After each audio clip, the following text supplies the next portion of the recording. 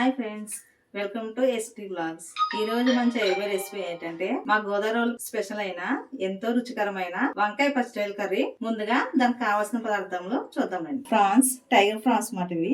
మసాలా, పచ్చి మసాలా, కారం, oil, salt, కొత్తిమీర, పచ్చిమిర్చి, ఆనియన్. ముందుగా కట్ చేసి పెట్టుకున్న వంకాయలు. ఇవి నలుపు రాకుండా వాటర్ లో కొంచెం సాల్ట్, మజ్జిగ వేసుకుంటే ముక్కలు నలుపు రావు అన్నమాట. ముందుగా స్టవ్ ఆన్ చేసుకుని కర్రీకి సరిపడా ఆయిల్ వేసుకోవాలి, 1 or 2 స్పూన్స్. ఎక్కాక ముందుగా కట్ చేసుకున్న ఆనియన్స్, పచ్చిమిర్చి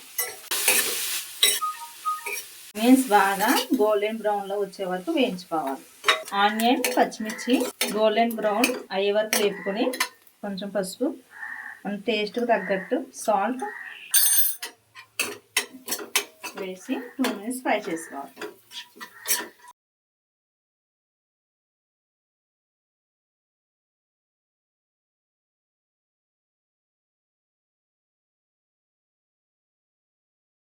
మనం ముందుగా తయారు చేసుకున్న పచ్చి మసాలా. ఈ మసాలా తయారు చేసుకోవడానికి 1/2 ఇంచ్ అల్లం ముక్క, 4-5 వెల్లుల్లి, 1 స్పూన్ ధనియాలు, 1 స్పూన్ జీలకర్ర, 1.5 స్పూన్ గసగసాలు, 2 లవంగాలు వేసుకుని మెత్తగా పేస్ట్ చేసుకోవాలి.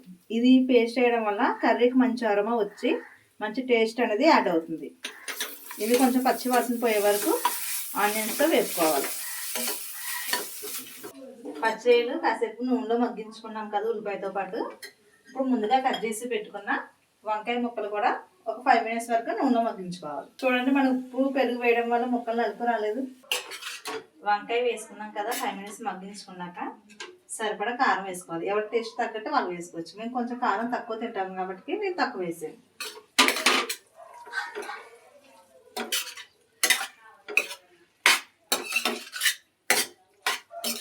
మన కర్రీ ఎక్కువ మగ్గించుకోవడం అనేది దాని టేస్ట్ అనేది వస్తుందండి. వంకాయ పచ్చడి బాగా మగ్గించాలి ఆయిల్లోని, అప్పుడే దాని టేస్ట్ అనేది మనకు తెలుస్తుంది.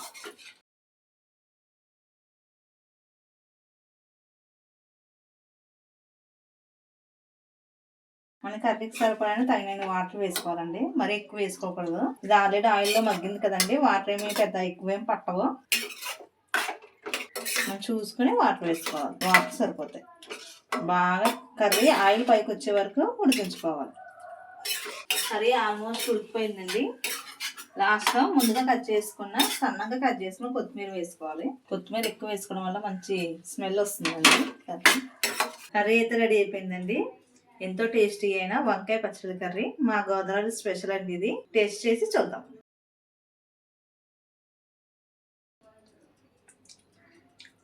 సూపర్గా ఉందండి కర్రీ మాత్రం. ఈ వీడియో మాత్రం నచ్చితే లైక్ చేసి, షేర్ చేసి, సబ్స్క్రైబ్ చేయండి.